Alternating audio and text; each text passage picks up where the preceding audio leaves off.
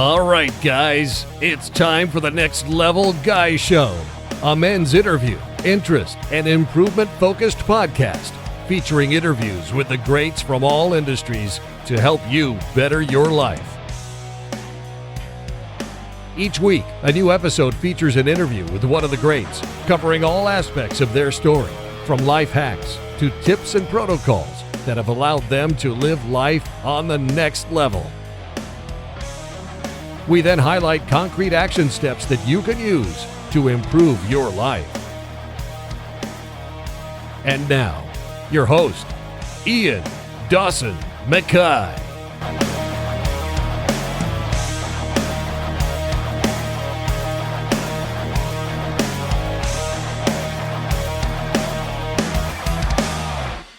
Okay, counting.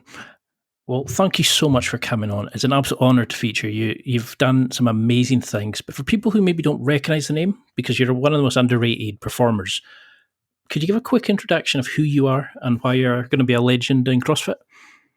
Thank you so much. I love the way you said that. So my name's Kari Pearce. I've been doing CrossFit for 6 years. I've been to 6 CrossFit Games, which is pretty impressive because I made it to the CrossFit Games the first year that I was training CrossFit.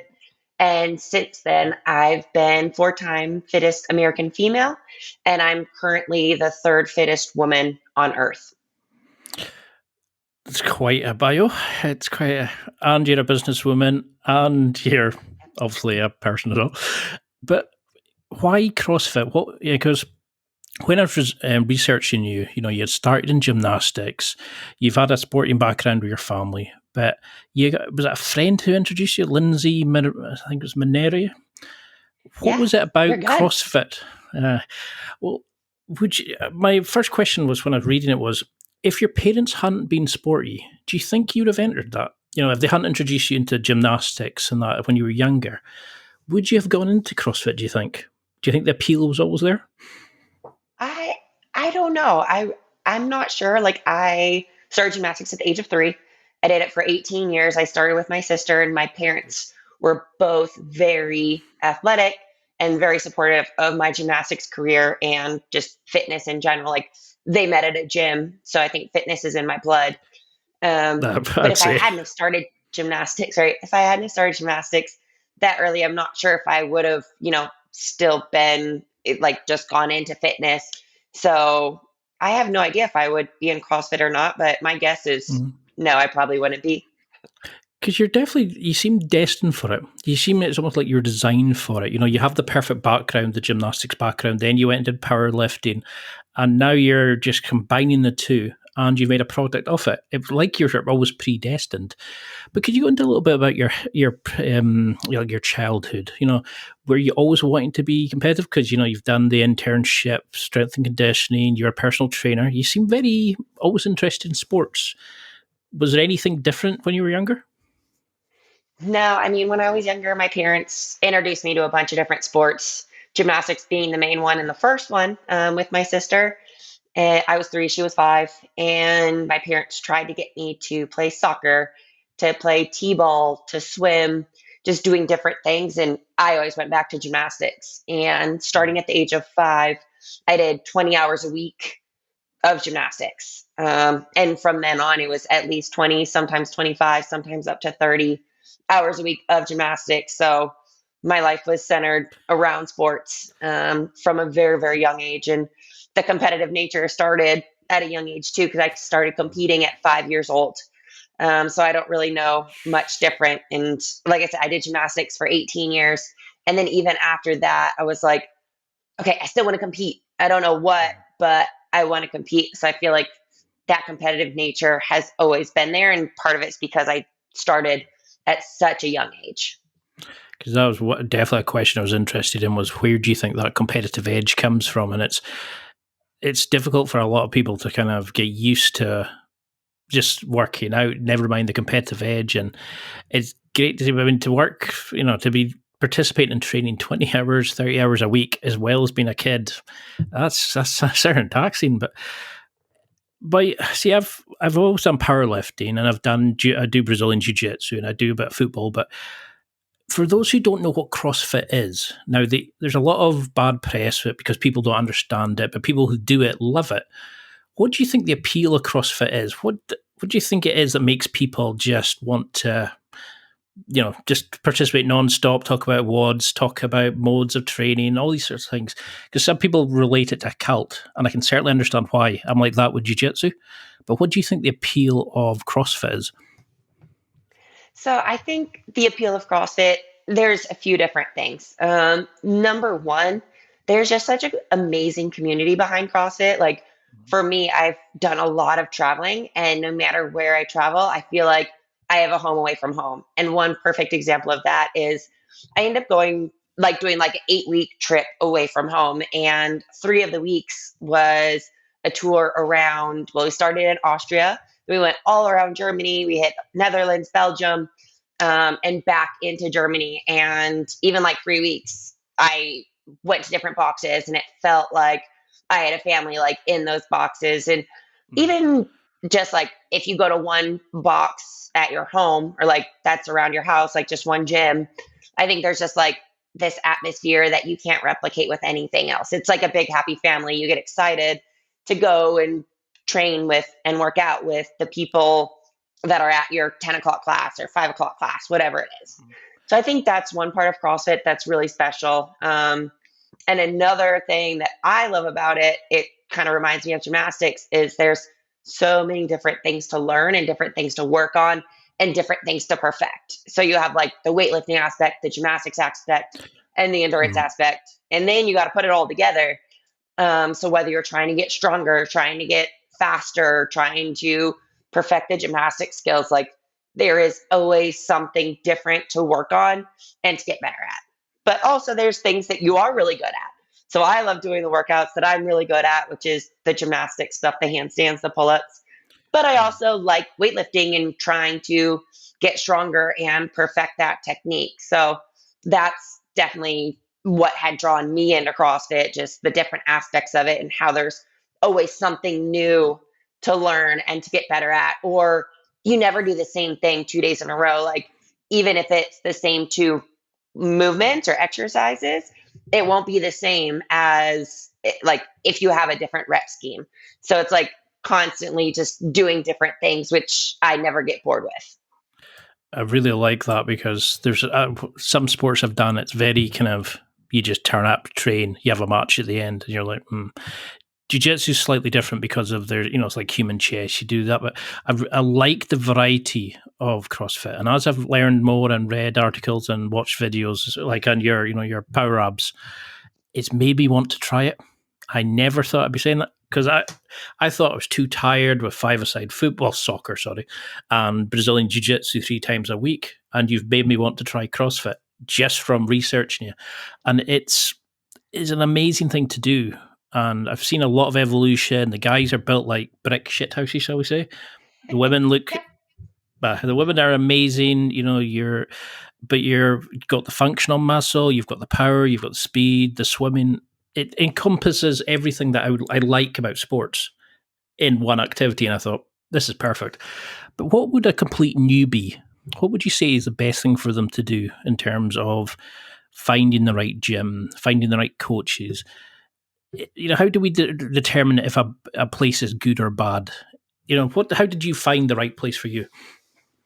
Yeah, so that's definitely an important part of, any sort of fitness regimen that you do. And I think for CrossFit, I would, try a few different gyms that are close to your house and see if they have a foundation or like an on-ramp program, because there's so many moves in CrossFit that can be very technical. So right when you start, you want to make sure that you're learning everything properly. And if they don't have like a basic foundation or on-ramp class to learn the technique for the movements, then I would definitely try out another gym, just because if you are a newbie and you're thrown into class, you're going to be somewhere totally different than people that have been doing it for 5 or 6 years. And you need to have one-on-one attention to learn, especially things like the clean and snatch right when you start, and even the gymnastic skill and technique. So that's the first thing, is make sure that they have some sort of foundation or on-ramp program. And the second thing that I recommend is make sure when you are starting like your weightlifting and gymnastics stuff that you can move properly before advancing. So, like for weightlifting, make sure that you can move properly for like cleans and snatches before throwing out a whole bunch of weight, because the technique is something that's very important. And if you try to move too fast, you'll have to relearn it. And that's something that I actually like happened to me, is I had to kind of relearn the clean, because when I started, well, I did weightlifting first and that was great, but then stopped, then got into CrossFit, and I tried to throw on too much weight before perfecting the clean. And I started working with a weightlifting coach, and he's like, we're going to stop. We're going to relearn it. I've been doing CrossFit for 4 years and time to relearn it, which is very hard. So make sure that you are learning the correct technique from the very beginning, and make sure you can do the strict gymnastics moves before starting kipping and butterfly. So make sure the foundation is there before trying to progress, and make sure the gym that you go to emphasizes that as being more important than anything else. Because that's definitely something guys struggle with, isn't it? It's that's nothing. There's no, they don't look at the high reps. They don't look at the technical expertise. They just go, I can lift this wee bit up here. But how do we remove that ego then? Because when I'm coming from like deadlifting 200 kilograms, and I can squat 150 plus something, but in my head, that's only 1 or 2 reps, and that's with the belt on and being out of shape and fat. And how do we do that but be actually decent athletes and not need to take 3 hours to go up a flight of stairs? Have you found a way of teaching people to leave that ego? Because I watched a video you had where you were doing like handstand walks around an assault course, and I was thinking, sorry, what? And then you were doing deadlifts, then you were toes to the bar, then how do you even begin to start learning these things and not go, I'm good at this, so I don't focus on that? How do you start incorporating that variety of movements? Yeah, I think that's something that has to do with like what gym you're going to. Because especially if you're going to a CrossFit gym, they should have like a variety of movements in the programming. And like you said, it can be hard. I think it's harder for men than for women too, to like leave their ego at the door. But just like knowing that everybody is in there and nobody's like judging you. And I remember the gym that I was at in New York City, a sign right when you walked in, it said, leave your ego at the door. Because at the end of the day, like you have to remember, like you want to stay healthy and you want to continue to work out. And the way that you do end up getting injured is pushing yourself before you're ready. So be smart. And like you said, sometimes it's hard, like if you have an ego, but that's why the foundation class, like I said, for any CrossFit is super important, because you'll learn a technique and everybody in that class is going to be new as well. So everybody's going to be on the same page. And yeah, you might be great at your strength and you can show off your 1 rep max strength, because that's part of the CrossFit programming. So you can show that off when you get to do that. And then when it's the things that you're not as good at, just know that it's a process and everybody's going through the same thing, just for different movements. Like someone might have a gymnastics background, but they can't squat very heavy. Or like you, who can squat so much weight and is so strong, might not be able to do a handstand. And that's the beautiful part of CrossFit though, is it is like everything. And there's certain things people are going to be good at, and there's certain things people aren't going to be good at. So know that like, just like general population, that's going to be true for almost everybody that goes to the CrossFit gym. Because it was an ego thing at first. When I seen it, I was like, oh, I can do more weight than that. And then I was like, yeah, it's a 1 rep max. But then I've seen guys doing like a 5 kilometer run. Then they were coming up and doing pull ups, and it made me realize like how I had zoned in this little area of fitness, and there was all of this, and it made me think, yeah, I do need to better functional training. I do need to fix this, and it is an amazing sport to watch. You get drawn into it, and there's a lot of good characters there. But how do you set up your training? I mean, because I think you're the sort of a perfect person to look at.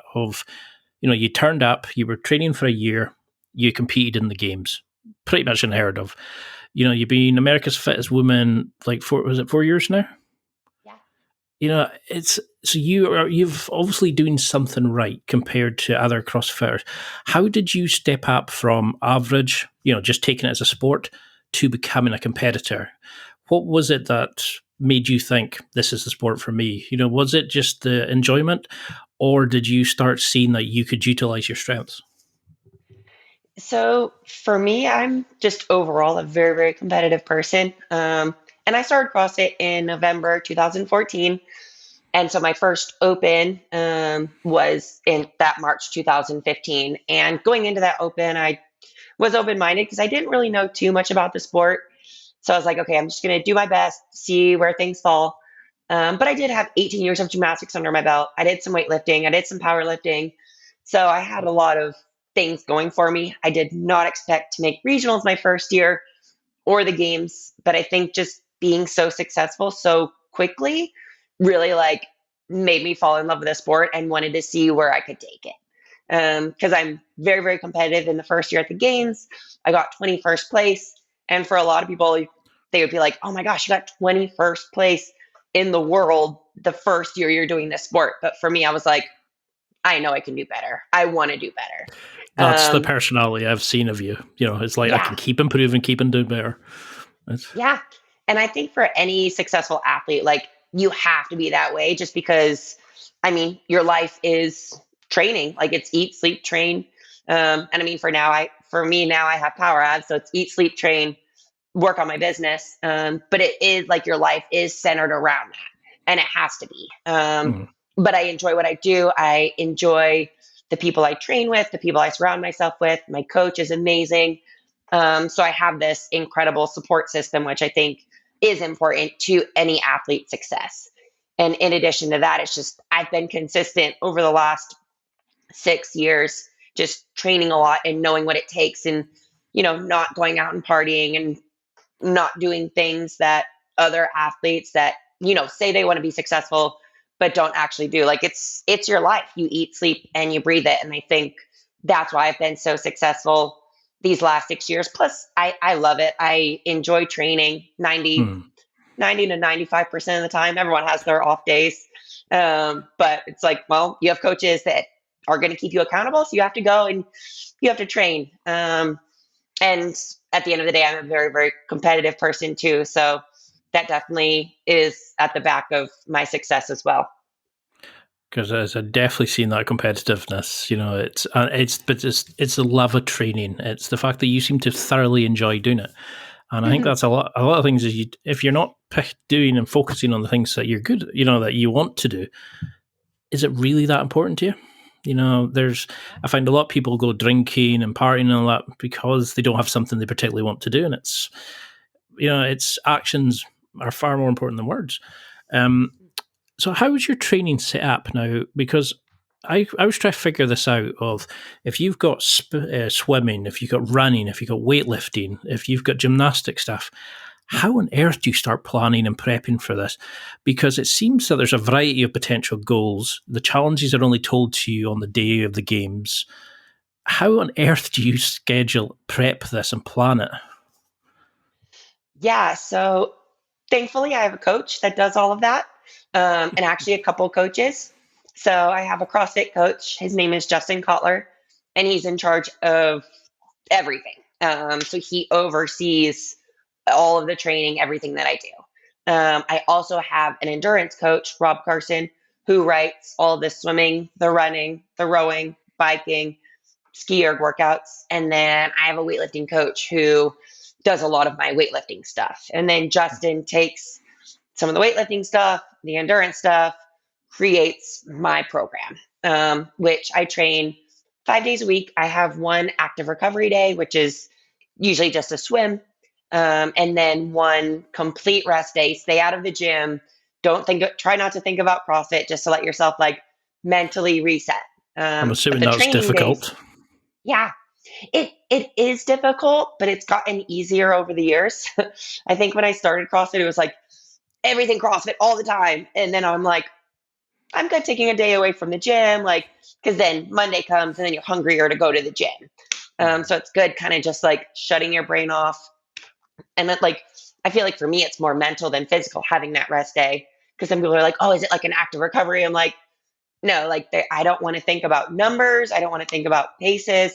I don't want to think about anything that has to do like with CrossFit.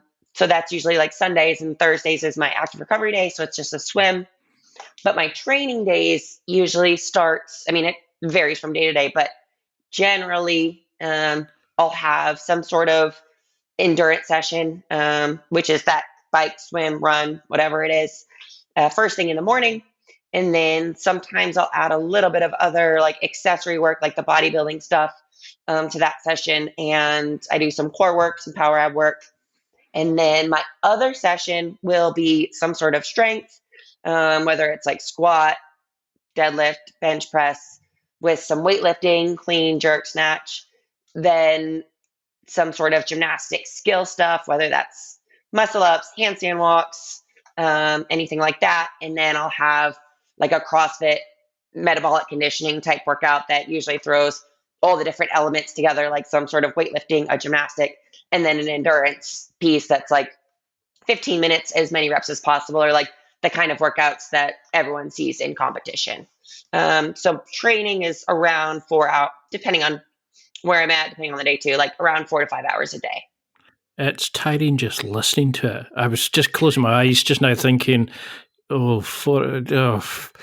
So how do you fit, just the thought of fitting in sleep, eating, doing your business, that is a phenomenal workload. How do you build up to that level of frequency, intensity, and duration? You get people who immediately want to start working out and they're going to say, I'm going to go for a 5K run. I'm going to cycle at night. I'm going to go to the gym. How do you start building that? Did you have any tricks that you learned where people could, say your sessions, are they like out of 10, are they like a 6, 7, 8 when you're training? How do you build in an extra session, or the frequency of sessions? Have you found anything that worked for you? Yeah, I mean, I definitely like when I started CrossFit, I did 2 hours a day. And it was like not as much as I'm doing right now, but I was used to training like an hour to an hour and a half a day. So I was coming off powerlifting. So it's completely different type of training, but still like the volume and the time was there. So I started out like around 2 hours. And then after that, slowly continued to increase the workload. It's not something I started at 4 hours a day and, then was 5. And I mean, like right before the games, it's usually around 6 hours. But it was something that I've slowly built up because your body can't just all of a sudden start doing 4 hours a day. And like you said, running in the morning, weightlifting in the afternoon, cycling at night. Like now you need to like build it up and see what works for you. And just like for staying healthy, because the last thing you want to do is start at 4 hours a day and then you hurt yourself and you're not training. And I think with the increased volume and intensity and time, I've focused more on my recovery. When I started, I was it was 2 hours and, I ate well and I slept well. But I think as I've gotten older, more mature, smarter, I focus more on my recovery because everyone's like training, but you can only train as hard as you recover. And for me, that means, continuing to make sure I get enough sleep, also eating well. I love Epsom salt baths. I have some compression boots. So it's just like when I'm sitting and doing work, then I'm recovering. And I try to like multitask that way just to fit in everything between the training, power abs, recovery, sleep. There's a lot going on, but I think gymnastics from a young age taught me time management, which I've used throughout my career, my college, and even now, because there's a lot going on, but I want to be successful at everything I do. So it's, managing my time and just making sure I make the most of every day. You can hear that competitiveness. It's I'm maxing my recovery along with my business. I love that kind of approach because I definitely agree with every kid should do a sport because it learns team games, competitive, but it also learns how to be a better team player, or how to accept losses. But it also teaches that skills of juggling that with your schoolwork, with all the other stuff that gets involved in training and stuff like that. Now, I read in an interview where you said that you get your training on the morning of the session because you don't like to overthink about the training. Do you still do that? Is that something that is born from anxiety that, you start overthinking? Or is it that you'd get too OTT into your training if you're giving it, would you start revising it and revamping it? So that's actually my coach. He doesn't send me my programming until the morning of because he doesn't want me overthinking it. All right, okay. And I was like, I feel like that's a lot of work for him, like just like every day, like sending it out. But when you go to the CrossFit Games, sometimes you don't know what you're going to do until like an hour before, half an hour before. There is even one workout like we didn't know what we were doing until you're in the workout and you're like, okay, you have 10 burpees after you finish that. Or actually, it wasn't even that. It was burpees, go. We'll tell you when you're done. And then when you're done with those, then you move on to pistols. Okay, pistols, go. And they'll tell you when you're done. So I think he is just preparing me for it. And he doesn't want me overthinking it or analyzing it and just preparing for the unknown because CrossFit is the Yeah. unknown and you don't know what movements you're going to be doing or anything. So it's something that, he thinks works best for me and for what I'm training for is get up, you see it. Okay. Time to Let's go go put for in it. the work. That's it. I suppose that's a good thing about being a coach is they can see they can see the overview of it, while the athlete sometimes is just so engrossed in it that you would be wanting to double check it and plan it and think in your head. He just wants you to just go and do it. Yeah, it can be difficult to not see the wood for the trees or whatever that saying is. You kind of get so involved in it. I think it takes a good coach to step back, take the emotion out, and control you so you don't overdo it yourself because you just want to do it for the love of it. He's trying to get you to do it, but also reserve your energies. And yeah, it's a very smart move. Because that's something I was really interested in was how can you deal with that level of training? How can you build that frequency? But how do you learn how to avoid technical breakdowns? Like while you're working out, repping these things out, how do you build the skill of endurance? Like, is it just working sets 3 to 10, 4 of 8, whatever it is? How do you build this into your training to avoid sloppy reps, to make sure that you can keep repping these, like the pistols, the burpees, especially when you're absolutely shattered running, in the CrossFit Games? How do you build this into your training just so you can get to a point you can rep that high? Yeah. So I think like my coach has done, like he does a lot of skill work. So like, especially for me, like one of the biggest movements that I needed to work on was my skill of my ring muscle ups. And so we would just do it outside of any sort of workout where you're not even pushing failure or not pushing fatigue of any of the reps. It's like you're going to stay pretty fresh and you're just going to work on the skill of it and you're going to do them perfect. And it's like 10 minutes, every minute on the minute, just do 3 reps. But each of those 3 reps has to be perfect. And like, I'm not coming anywhere close to struggling or failing because it's just ingraining those movement patterns. And that, we've worked on with muscle ups, with handstand push ups, with pistols, with pull ups, just because they're like the skill part of it is so important. And also like doing my weightlifting, there's days where, we'll go a little bit lighter and focus just more on the technique of it than being like, okay, we're going to max out. We're going to max out. So it is sometimes like that 70% work on this, just doing singles, but working that perfect form or even breaking down the movements. Like for weightlifting, I do a lot of pulls because my technique wasn't good and I would just be going heavy, but doing it the wrong way. And my coach is like, no, we need to like pull this back, make sure like that first movement is right. Because if the first movement is wrong, the second, third, the rest of the lift is going to be off. So we need to just like take it back and break down the movement. So whether it's, like I said, every minute, like skill work or breaking down the movements, I think those are both very important to just master the movements before throwing in a bunch of reps under fatigue. Obviously, that's important as well, like down the road, once you've practiced it to see if it's paying off and see if you could do those movements under fatigue because it's a lot different. But I think just ingraining the movement patterns is a huge step to be able to rep out a variety of movements under fatigue. Because it's definitely something a lot of people think they can do until they actually start doing it, and then the shit hits the fan. It just, I think how sloppy I would get when, I'd have a PT session and he'd say, okay, we're going to do 4 sets of 12 reps. And you're kind of like, sorry, what? I'm a power lifter. I do 3, 2, 1 max. And suddenly you see how sloppy you get as you're going, and you're kind of like, oh, and it made you realize you had to have this range of different training things. You had to change your kind of rep scheme just to incorporate high reps, to build in the, like you're saying, to work on the fatigue, but then also work on the technique in that as well. So how does your training incorporate mind-muscle connection? Because you do a lot of gymnastics. So when I was watching you do like handstand walks, you've got tight glutes, strong core. Do you work on that sort of thing in CrossFit?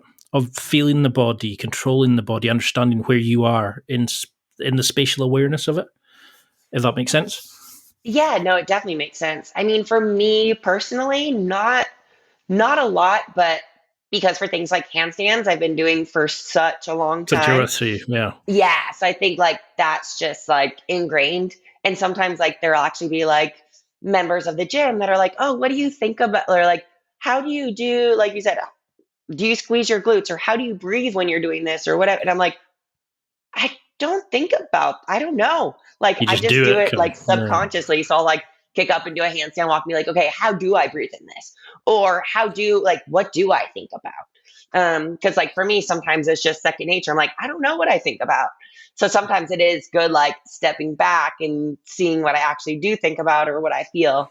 Um, but I think like any of the skill work that I do is thinking about that mind muscle connection, just like in my muscle ups for CrossFit, like kipping, like using my hips. So I have to think about like toes, hips. And so it's just like thinking about those certain things. And the mind muscle connection was good in gymnastics. And then I did a little bit of like physique competing, like kind of like bodybuilding.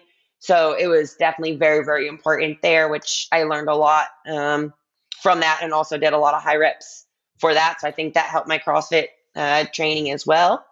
But I think a lot of it's just like, I don't know, like it comes naturally to me now because I've put in so much time and so many reps and a lot of work. I think it's similar to like, a pitcher throwing a baseball. Like he doesn't really like think about what he's doing. He's just done it so many times that it's just like ingrained. And there's like certain things you might think about, but it's not that mind muscle connection, because I think when you practice that, it just becomes second nature.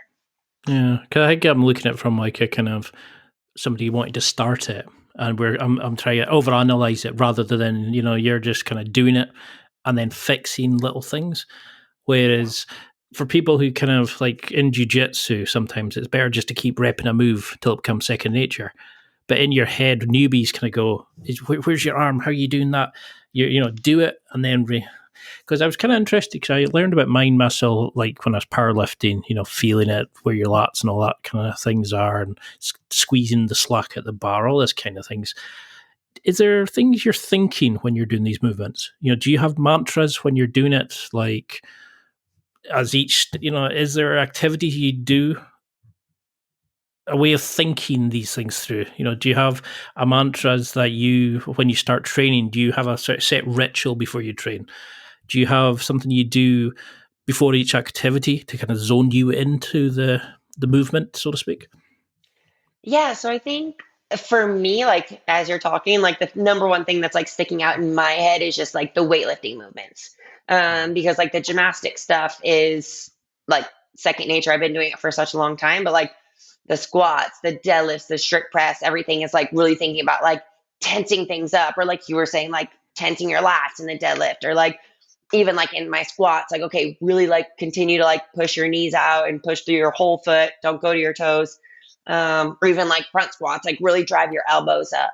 I think there's like little things like that that I think about when I'm doing the weightlifting stuff, just because it is Mhm. so not, I mean, I've been doing it for years now, but still is, I don't have the repetition that I do in gymnastics. So there's definitely like little things I think about with each weightlifting movement, or like when I'm doing cleans, I do that because I'm like rise with your chest. because one of the biggest things I like to do is right, it's my butt and then my chest. So there's like and that's like engage your lats so that you can do that. So the weightlifting stuff is for me a lot harder than the gymnastic, because the gymnastics, I'm like, it's almost just like second nature. But as you said, someone who's getting into it isn't going to be that way. And I think that's where having like a really good coach is important, or someone that knows what they're talking about, just to help beginners. And for me, like usually if someone asks me a question, I'm like, okay, let me just do this real quick. Like hands on your handstand push-ups, like where do they go? Or even like how wide are your hands on the pull-up bar? Just like little things like that. That I think having experience is second nature. But if someone needs my help, then I can like jump up and do it real quick and be like, oh, that's what I feel, or that's what I think about. Because it's strange, isn't it? You don't think about some of the best things you do. You know, it's when I think sometimes I mess up the move or the drill we're doing or whatever.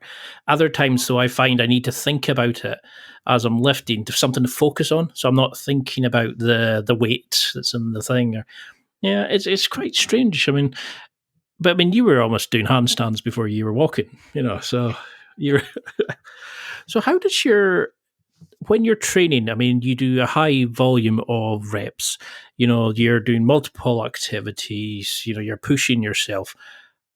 When you're getting to that point, have you learned any sort of mental toughness rituals or drills or ways of doing it so your mind doesn't give up before your body does? How do you learn to deal with the sheer volume of work you're doing and the intensity? Because that's something I've noticed a lot of people give up on when it becomes challenging or this form gets sloppy. You seem to just bang, bang, bang, bang. How do you manage that? Is there something, a way you've done it? Or is it just building that up so you overcome the fatigue and get a new level of what you can do? Yeah, I mean, I definitely think that's a big reason I've been so successful, is like, because there's like this saying, like your body will only go as far as your mind will take it. Mm-hmm. And I think that's something that goes underrated in a lot of sports, like especially at the top levels. Like when I go to the games, I'm like, all of these girls are super, super fit. And the mental aspect is going to be, I think, more important than the physical aspect, because everyone's super fit, but it's like who can endure a little bit more pain. And I mean, for me, like I said, just the competitive nature is definitely something that kicks into gear with that. And my coach, he's helped a lot, like as far as like the mental aspect in gymnastics. We did a lot of visualization, which I think is key. Like for any workout that I do, if I know what the workout is, I know what the floor format's going to be, then I just like close my eyes, visualize myself going through the workout, and being done with it. Once I've done it perfectly. But then there's times in training where my coach is just like, be tougher than everybody else. And so like hearing him say that when, you know, it gets painful, and where a lot of people are like, I don't want to hurt that bad, I'm going to slow down, is where, you know, I know where it's really going to make the difference. Like a 20-minute workout, that minute 16, 17, 18, it's going to hurt real bad. But he's said before, there's an end. It's going to be over. Like push yourself. And the last thing you want is regret. And one workout in specific that comes to mind was this last year at the games, was one of the hardest workouts, they said, in the history of like games finals. And before that workout, me and my coach knew that I could win it, but also knew it was going to hurt really bad. And in the back of my mind, I'm like, you can rest when you're done. And so that's like, those few things are sayings that like go through my mind when I'm at a tough place, or when it's painful, when I want to give up or slow down. I'm just like, I don't want myself to be defined that way. Like I want to be able to push through, and just for myself, not for anything or anybody else. It's at the end of the day, it's just for me. It's time for a quick break. There are millions of potential products to buy, so how do you know which ones are worth your hard-earned money? Simple. You go to nextlevelguy.com/affiliates and explore those that will transform and improve your life. You'll find deals, listener exclusives, and special offers with some great companies. Recommendations are 100% honest and only on items Ian has tried or believes in. The companies showcased will make you a better man in all areas of your life. Simply go to nextlevelguy.com/affiliates and level up. Because that's something I did struggle with when I first started training was I would give up far too easy. Like it was almost like my brain, if I was always judging somebody was looking at me, or I would self-sabotage sometimes if somebody was fitter or pushing it. And it's something I've really struggled with. And I think a lot of people, and that's maybe go back to the ego, a lot of people are still stuck in that kind of, if I'm not the best, I'm not doing it. I'll shy away from really trying because it's easier to say I never tried than it is to actually do it. My mindset is definitely something I'm really interested in. I notice a lot of the top performers, one of the things is they're comfortable in the uncomfortable. Is it based on that? Just working your arse off in pushing yourself beyond what is normal? How would you define that, like that mental toughness? Is it just pushing yourself more than the next person's going to do and making that a norm as part of your training?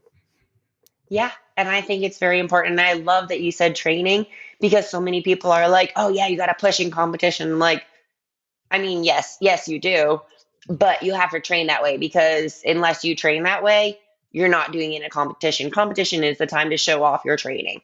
And if you're not pushing yourself in training to get uncomfortable and be the best that you want to be, then it's not going to show up in competition. So I think it's definitely come over the years. Like gymnastics was a different type of training. It was like work on perfection where it wasn't like being painful, like I can't breathe type thing in that uncomfort zone. So it's definitely something I've learned from CrossFit. But at the end of the day, like sometimes when I'm doing a workout, I'm just like, how bad can you make this hurt?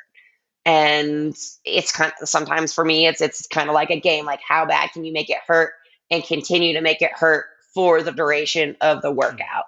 And like you said, being comfortable in the uncomfortable because no growth ever happens from being in the comfort zone. And I think each of us want to be better than we were yesterday. At least I know that I do, whether it's in my business or in CrossFit or anything that I do. And that's going to come with being uncomfortable. So you have to step up to those opportunities if you want growth. Because it's definitely something I do notice. Like you always seem to push yourself further. You always like, as well as other top performers, they never seem to rest on their laurels. You've been achieving like the fittest woman in America. You're constantly coming higher and higher up on the podium in the CrossFit Games. You always seem to be pushing yourself. Where other athletes would be kind of like, I've done that. Look at my bio; it's amazing. You just seem to want to keep doing it. Now, your coach Justin said that you were great at taking feedback. Do you think that's why you've been so good? Is that you're able to sit there and say what went right this session, what didn't go right? You don't take it personally. You just go on and go, okay, whatever you want me to do, I'll do it. Has that been part of your success, do you think? Oh, yeah. I think that's a huge part of my success. Like sometimes you see athletes and they think they know it all. But it's like, you're not going to get better if you think you know it all. Like, I want to learn. And like, sometimes we're like, okay, let's try a different technique for something because you never know if it's going to work. And I've heard athletes say, no, this is how I do it. And that's it. And I know Justin is smarter than me. And that's the reason he's my coach. If he wasn't smarter than me, he wouldn't be my coach. And I want to learn from him. And he has so many experiences and he's worked with so many athletes, which is one of the reasons I love that he's my coach and I respect him so much because I want to be the best that I can. So I'm willing to listen and try things a different way. Sometimes it works, sometimes it doesn't, but I know to be the best that I can be, then I have to learn from somebody who's smarter, which is him, which is my endurance coach, which is my weightlifting coach. And I know some people like their ego gets hit because I don't know, they don't want to listen or learn something new, but that's the best way that we can grow and to get better is to surround ourselves with people that are smarter than us and can teach us. I almost raised my hand at that point thinking when I first started training. Yeah, when I first started training, I was bad. I knew it all. I was better than everyone. I'd watch YouTube videos. I was pretty arrogant, and you definitely need a good coach to kind of step by step We always think we deserve the next belt in jiu-jitsu or a tab on our belt a lot quicker than the coach does. And, we don't, the guy sitting with a black belt knows more than a guy sitting on his blue belt, second tab or something like that. But our ego runs away with it because you start getting good at it. You start telling yourself you're better than you are. And it's, we pay to trust these people, and it's trust the coaches. And Justin seems a phenomenal coach. But how would you deal with bad training sessions? Injuries, things like that. Because you said there was one where you fell off the bar, and you've hurt your hip and things like that. How do you stop? Because you seem so positive and confident and consistently training. How do you avoid letting these things, nip at you and think, can I get back up there? What happens if it fall off again? Avoiding fear of it happening again. Because you just seem to go, shrug it off, let's go. How have you managed that? I mean, honestly, there is days where it's a lot, and times where it's a lot harder than other times. And obviously, that's not something you're going to put out there or show when you do every little injury and stuff that you have. And it's tough, but I mean, you have to know that it's going to be a part of any sport. In gymnastics, I had a lot of injuries. CrossFit, I've had my share of injuries. Crazy things happen. But you have to know, it's part of any sport, and everybody goes through it. Obviously, everybody's experience is going to be different. But for me, I hurt my hip. And that's the most recent thing that I've been going through. And it was hurt before the games and through the games. And finally I took some time to recover after. And in the back of your mind though, you're like, oh, other athletes are training hard. I need to get back. But it's no, you need to get healthy and then you can get back. And we did a lot of quarter squats because I couldn't hit full depth because it was too painful. And so we did a lot of quarter squats. But then from that, I ended up PRing my power snatch, and my lifts and stuff have gone up. So I was like, okay, sometimes you need to take a step back in certain things, but other things can improve. And I mean, just going back to CrossFit and why I love it, that's one prime example. My hip is bad and I can't squat, but I can still work on my upper body, on pull-ups, on muscle ups, on those kind of things. So you have to find a positive in anything. Because if I was well, I can't squat, so I might as well just stay at home and not work out, then I would definitely get depressed, not being able to work out. So you have to find that silver lining and what positive things can come from this injury. And sometimes it's well, my body needs to rest, and it's telling me it needs to rest. So you have to listen to your body and, do whatever you can. It's certainly something that, I know people struggle with. It's that thing of, I need to be training 5 times a day, 6, 7, and it's especially for older athletes. I mean, I'm 38 now, and I took up jiu-jitsu at 36, and all these guys are walking around changing rooms, they've got the 6 packs and they've got the muscle, and I'm sitting there going, I'm a fat, at the time I was super fat, I could barely get my legs over my head because my hips were so tight from deadlifting so much and squatting. And I was kind of like, am I in the right place? But you can actually switch jiu-jitsu in a way that it works for fatter people, slimmer people, taller, sure. And I like the idea with CrossFit as well, that you can manipulate it to train certain things while you're injured, or you can work on your strengths, your weaknesses and stuff, and still get a great workout from it. But what have you found from working your weaknesses? Has there been something that you've identified, oh no, this isn't working for me, like a weak body part or a weak part of your game? How have you brought that up to, to compete against the likes of somebody who's maybe that is their strength? Yeah. So, I mean, I think that's part of having my coaches. Because for me, 2 of my biggest weaknesses are leg strength, and running. So those are 2 things that we've put in a lot of work. And I think having a weightlifting coach has just helped me significantly with that. And part of the leg strength is also the technique of my weightlifting. So that's something I decided to, start working with a weightlifting coach because he's an expert. That's where he thrives. And I'm like, and why not learn from someone this is their specialty? Also, the endurance stuff, I can always get better at that. And my endurance coach has us doing running twice a week. Yeah, he has us doing running twice a week. And I'm like, okay, you just gotta, if you put in the work, the results will come. If you put in the right work, I should say, the results will come. And that's something just having those coaches will help me with, especially because I know whenever I go to a competition, there's girls that are going to be stronger than me and that are going to be faster than me.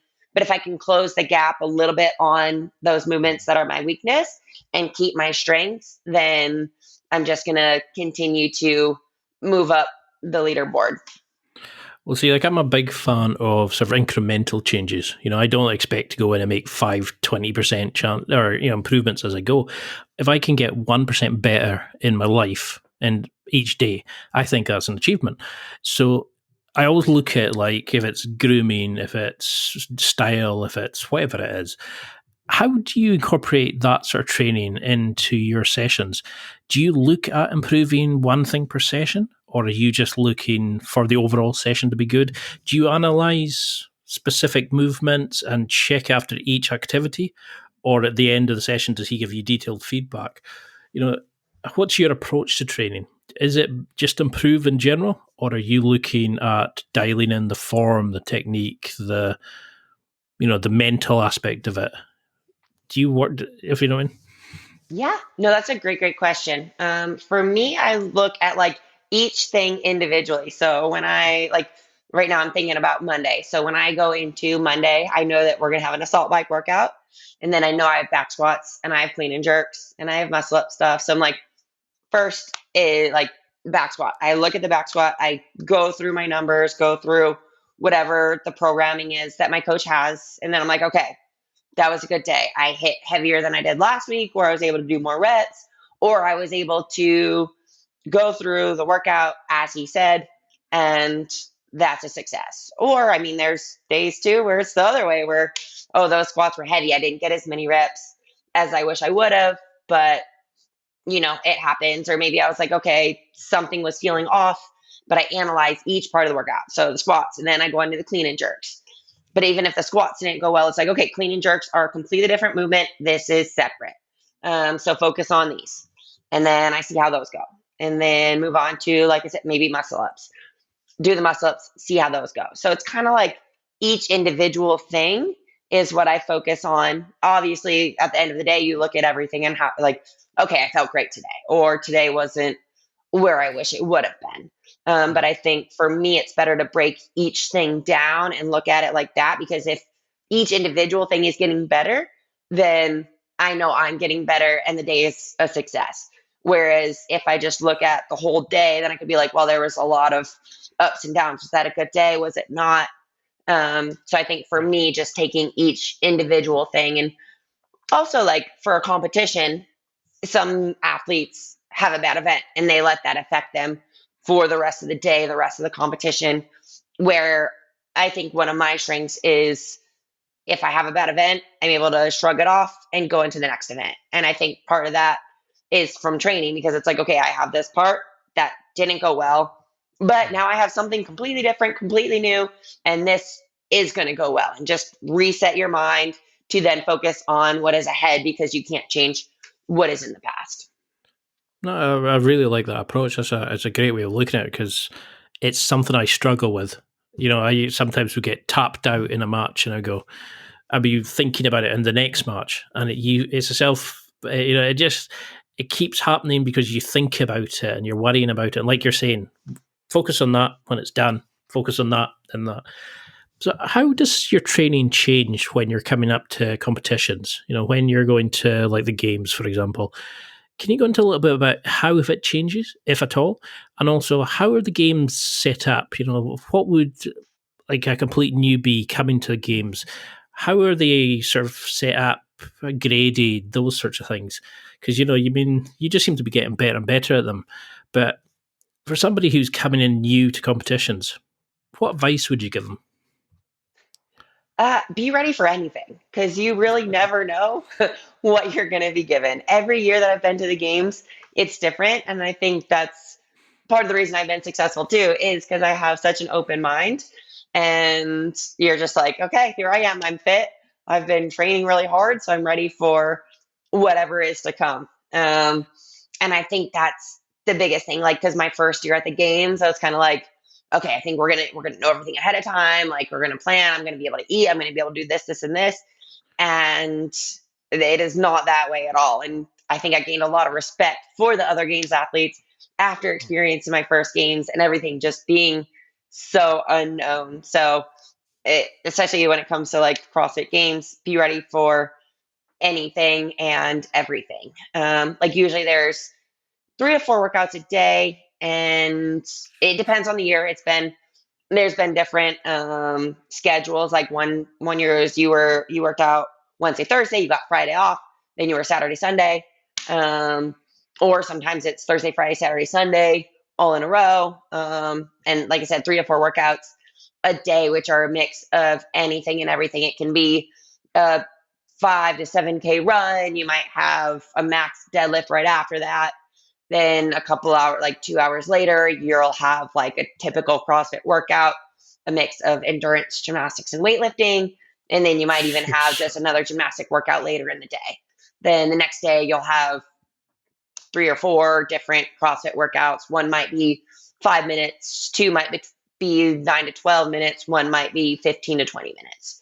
And there's a mix of anything and everything. There's running, swimming, biking, rope climbing, muscle upping, deadlifting, anything. And the games, like you might see different strongman stuff. We've had different kinds of sleds. We've had different things to flip over, kind of like tire flips, but not tire flips. We've had to go on paddle boards. So really just keeping an open mind and knowing that they can throw anything at you. Because that's what I was loving watching it. It was like, it's really evolved since I first checked out, and now I'm kind of getting into it. I'm like, that's including a lot of the stuff I really like the idea of, like the swimming stuff. I wanted to take it to a logical conclusion. I didn't want to just swim. That's, go home and then go to jiu-jitsu. I like the idea of everything kind of feeding into itself, and it's the functional strength. It's stuff that actually you would get, jump out a pool, lift something heavy. It's like, I really like those kind of things. But how do you plan for this then if it's turning up on the day? Is it just making sure each potential activity is correct? Can you really prep for the games mentally if you assume, because if you're bouncing off what somebody else has done, they've done 20 reps, you need 22. How can you plan for these sort of things pre-games? Is there a way? I mean, I think the biggest way of planning for it is just having a variety of workouts, anything and everything. And like my coach has had me do like really, really tough workouts, like mentally.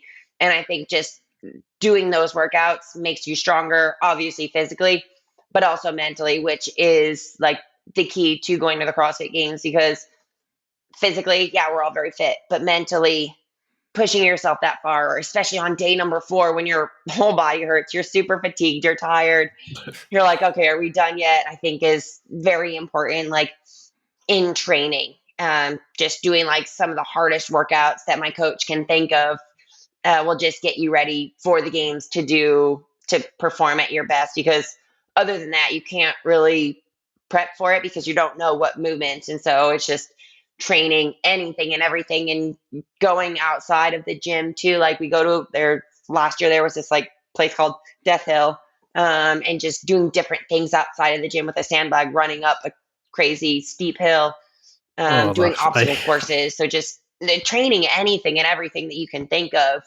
to be physically prepared. But then, like I said, the grueling hard workouts to be mentally there. I suppose that's the thing. If you've done the work, they can throw anything at you, but like you said earlier, you've got those individual components you've trained. So you just focus on that exercise. Okay, it went well. Focus now onto this, and not let previous competition, not previous events hold you back. Yeah, so it's a great way of looking at it. But how do you recover during this? You're doing these volumes, the intensity. How do you sit? Because I've got things like foam rollers and a massage gun. What does an elite athlete like yourself have? How do you plan? You mentioned salt baths and compression socks and things like that, but how do you actually recover between your, because you're doing, 3 to 4 sessions a day? Or, after, and especially in the days of competitions that go over 4 or 5 days, how on earth is it just packing yourself with food and sleep? Have you found anything that works for food, for sleep, that sort of thing?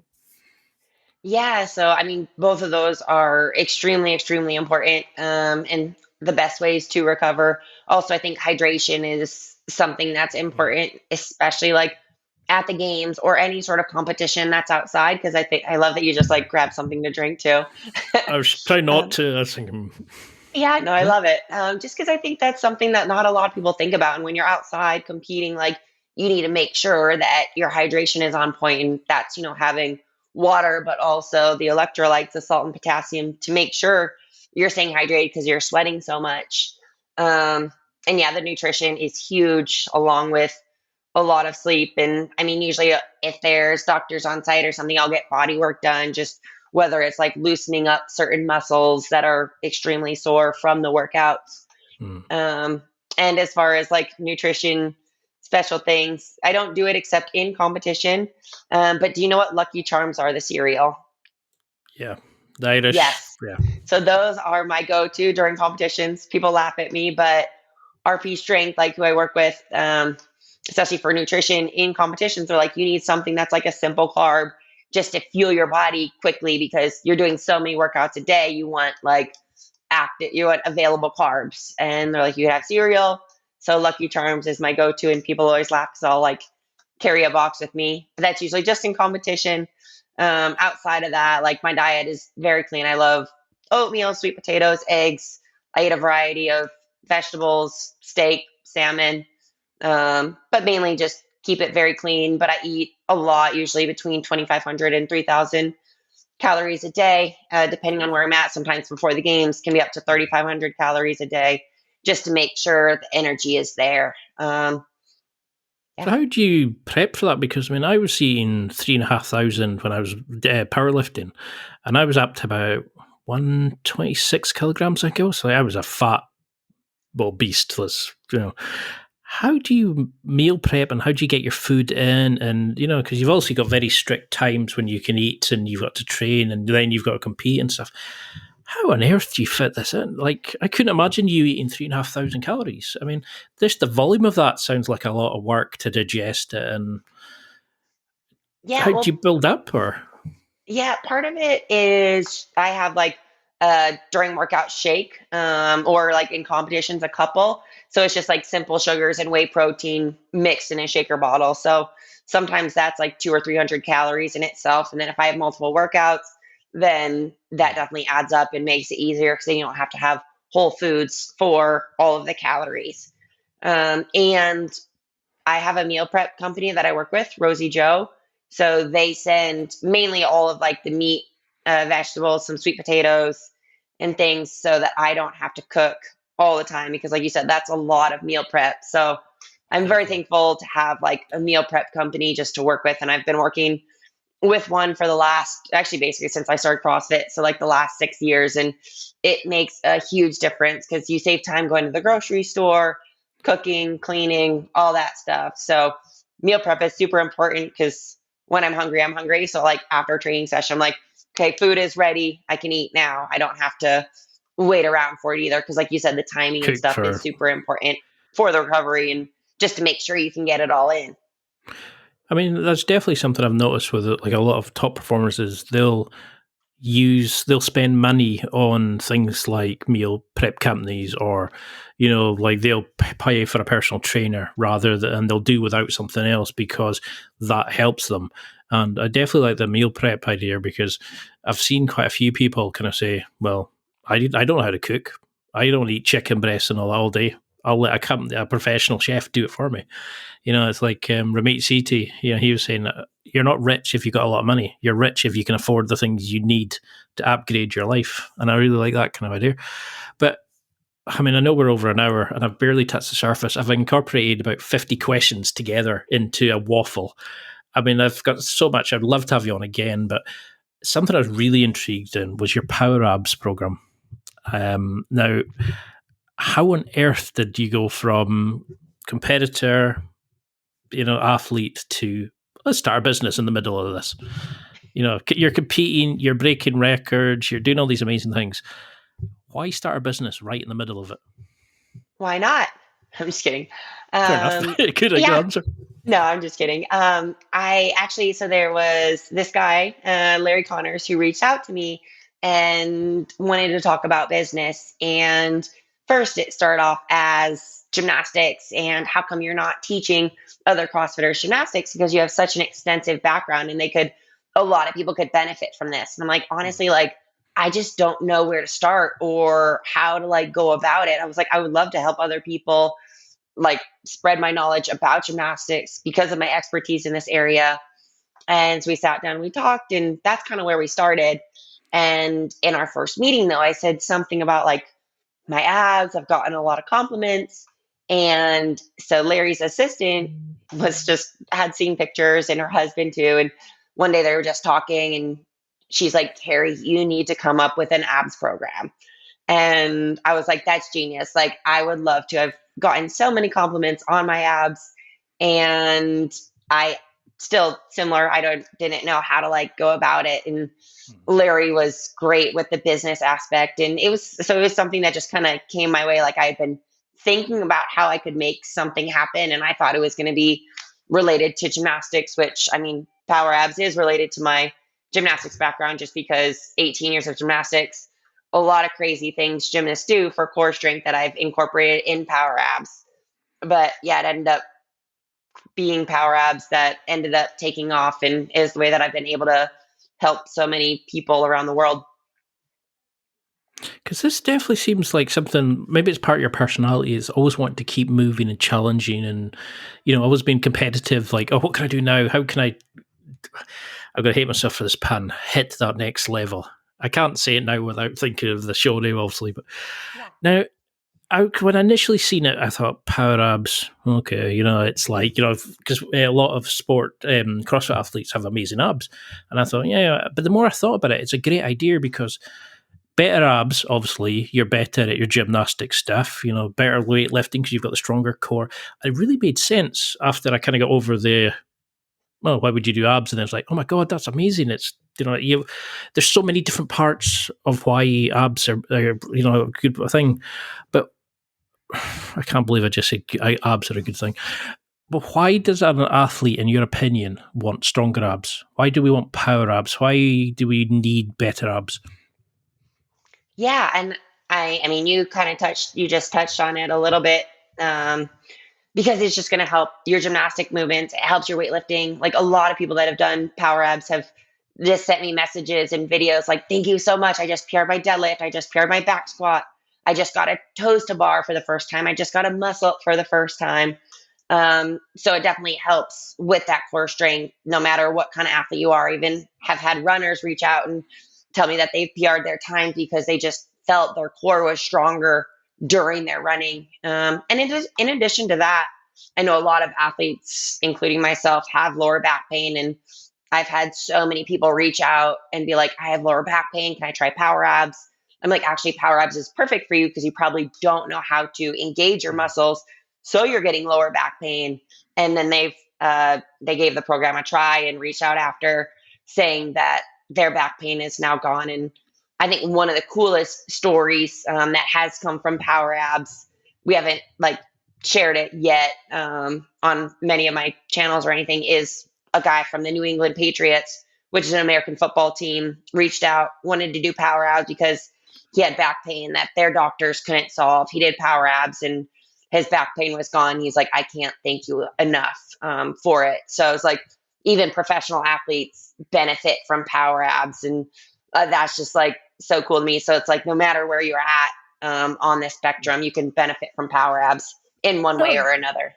Well, if you think about it, a lot of great a lot of sort of great athletes aren't coached well. They don't get the ab training, they don't get that level of understanding or specific training that a lot of these athletes need.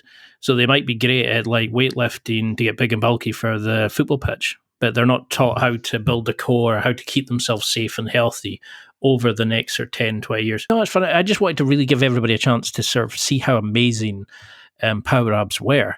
So I thought this was a perfect time for you to sell it.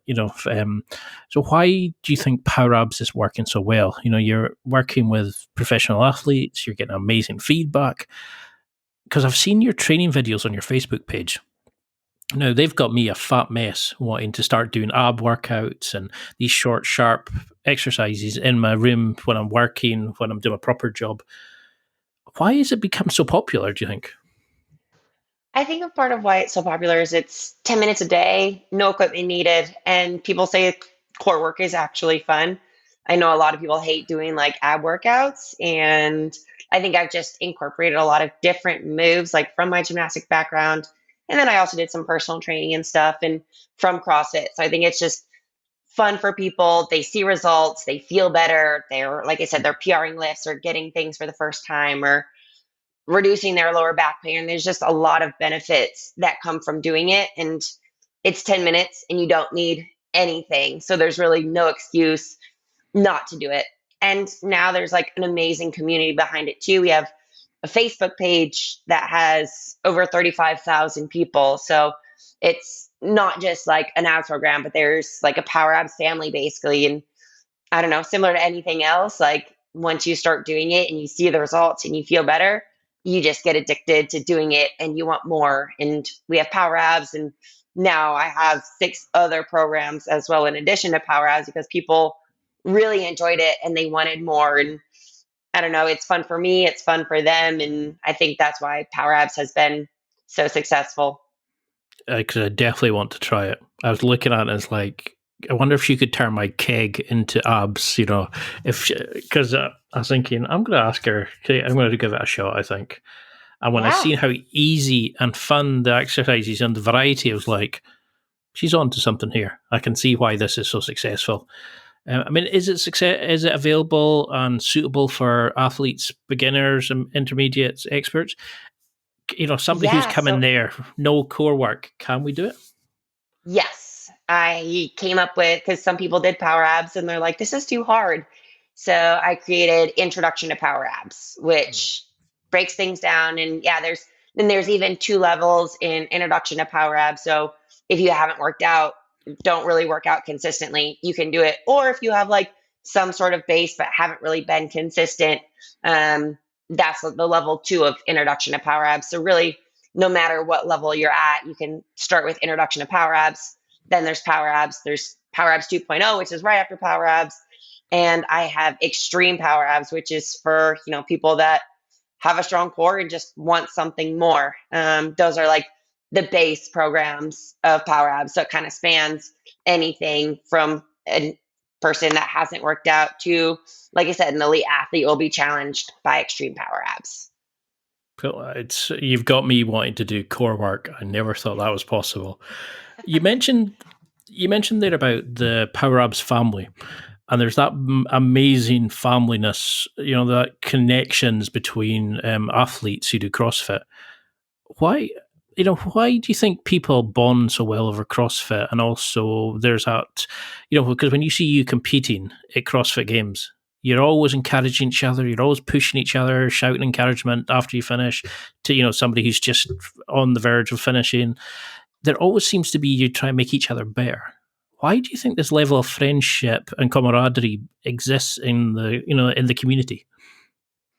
I think for me personally, I know it's just because I respect all of the other athletes that I'm competing with. I know what I go through and what my life looks like on a daily basis, and I know they're living the same kind of life, and I think there's just that like mutual respect that we want to be the best that we want to be, but we also want our competitors to be the best that they want to be, but you want to beat them at their best, but that they're pushing themselves day in, day out, and they're putting in a lot of work and making a lot of, I don't know if I should say sacrifices, but it kind of is sacrifices to compete at the games and to be the best they can be. So I think that's why there's that camaraderie there. No, because you certainly kind of live it. You understand everybody's living the same lifestyle and training the same way, and it's the same with jiu-jitsu. But yeah, I definitely noticed it in with CrossFit. It's phenomenal. Have you made like lifelong friends from it? Is this something you think that people should get into it just for that kind of community feel, that family feel? Yeah, I definitely think I have a lot of new friendships that have stemmed from CrossFit, and a lot of the athletes you see at all the competitions that you go to. Just because I feel like we are like the best of the best, and you get excited to go to competitions and see these athletes that you haven't seen in a while. And similar to CrossFit boxes, you get excited to go to classes and see those friends. And a lot of the members at the gym that I go to, they go out to brunch together, and they go out to dinner, they go just do different things, go hiking together. It's just you create these friends because they have similar lifestyles than you do. So I think that's important. And you're living this healthy lifestyle that's centered around fitness, and it just makes you want to be better and make smarter choices outside of the gym. So I definitely think that's a fun and important part of CrossFit. Well, I know we're way over time. I'm really sorry for how much of your time used, but there's so much value I think you've given in this interview. But what would you want people to take from this? Like as a kind of a summary, or just understanding of CrossFit or competition or everything and anything. What would you say to people as a kind of like a go home message? Yeah, I mean, that's a hard one to put on the spot. 'Cause there's, like you said, there's so many good things that we covered, and a lot of good that I think comes from, I mean, not just CrossFit, but I think health and fitness. Like for people, I like CrossFit. It's what I found challenges me, fitness wise, physically, mentally, emotionally, everything. And for anybody, whether it's CrossFit, whether it's jujitsu, powerlifting, bodybuilding, find something that you love, that is going to treat your body well and that you can live a healthy lifestyle from. Like I said, I found CrossFit, you found jujitsu, and you're super strong. But find something that you just really enjoy doing and let it fuel you, because I know a lot of people get depressed because they don't work out, or they don't find something, or they think they have to do something they don't enjoy. Like I heard running is good for me. That doesn't necessarily mean you should do it if you don't enjoy it. So go find something that is good for you, that is good for your body, and just fuels you. Yeah. I love that. And that's certainly the thing is, if, it's a great thing to do. It might not be for you, but if it is, there's so many benefits. And that's the thing. The more people we can get moving, the better. Mm-hmm. So how can we find you? I mean, I'd love to have you on again, do a round 2 and, cut out my amount of waffle, but how would, because there's so many things that you've done that's amazing, and I really want to delve deep into the competitiveness, how you mentally prepare, all these sorts of things. But how can we find you, buy PowerAbs, follow you on social media, that sort of thing? Yeah. So my Instagram is Kari Pearce CrossFit. That's one channel. Then also, if people like Facebook, I'm just Kari Pearce CrossFit Games athlete. And then my website is karipearce.com. And for PowerAbs, a link for it is in my bio on Instagram. Or if you go to my website, there's available links there for PowerAbs and all the different programs and stuff as well. Well, I never thought I'd be saying I want to do CrossFit and PowerAbs. You converted I love me. it, though. I love it.